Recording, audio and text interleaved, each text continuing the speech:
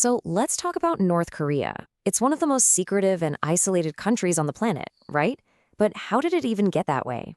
This was a nation with centuries of unified history. We're going to dig into that whole story and figure out how it ended up on this path to isolation. To really get this, you kind of have to start at the demilitarized zone, the DMZ. Now that name, demilitarized, is, well, pretty misleading. This thin strip of land separating North and South Korea is actually one of the most heavily fortified, most heavily armed borders on Earth. It's this stark physical symbol of a division that has defined the peninsula for over 70 years.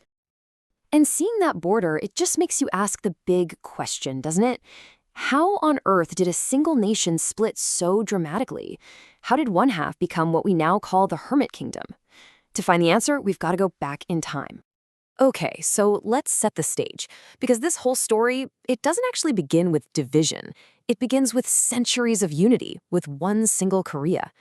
We're about to see how a vibrant, independent kingdom got tragically caught in the crosscurrents of 20th century geopolitics.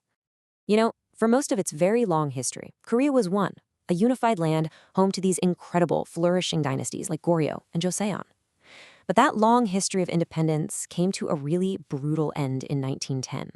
That's when Japan occupied the peninsula, imposing an incredibly harsh rule and even suppressing Korean culture. Then, in 1945, World War II ends, Japanese rule collapses.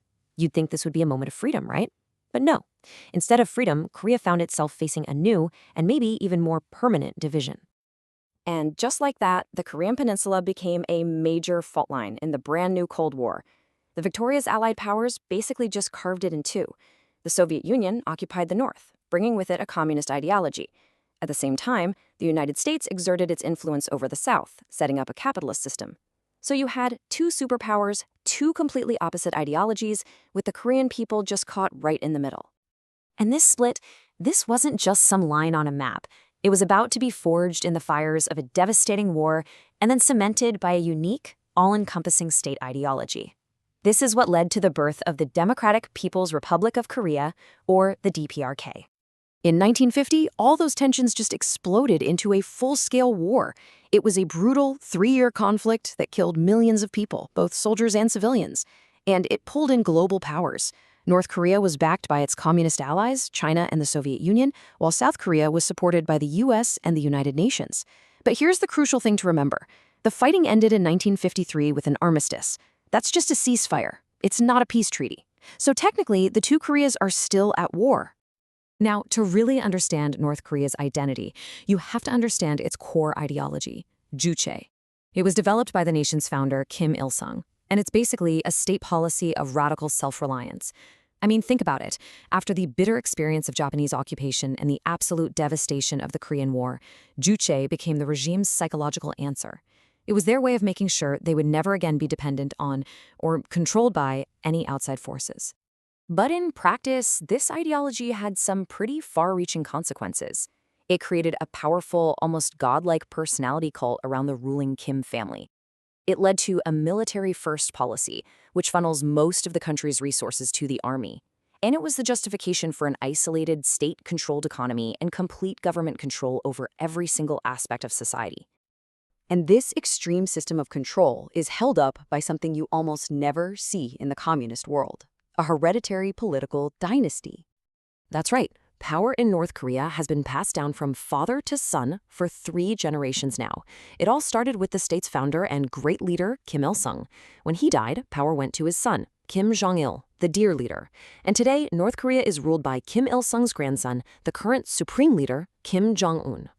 So what does this system of absolute control and dynastic rule actually mean for the 25 million people living there?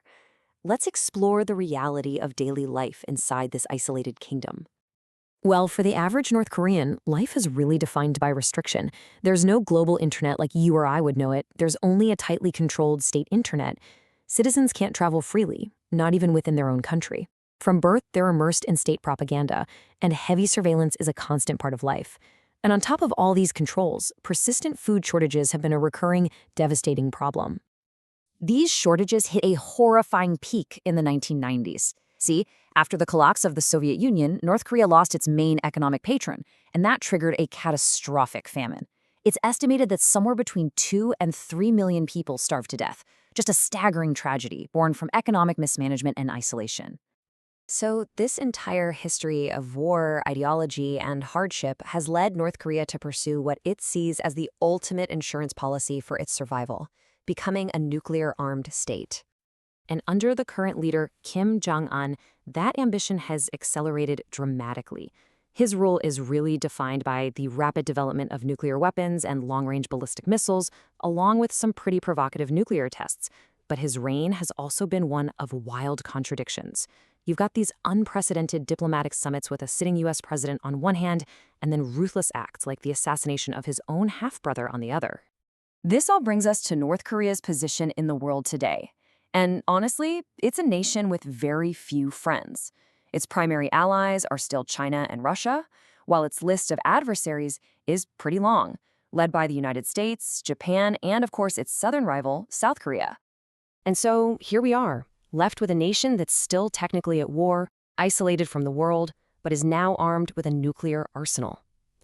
After this long, complex history, a single critical question just hangs over the entire peninsula. What comes next?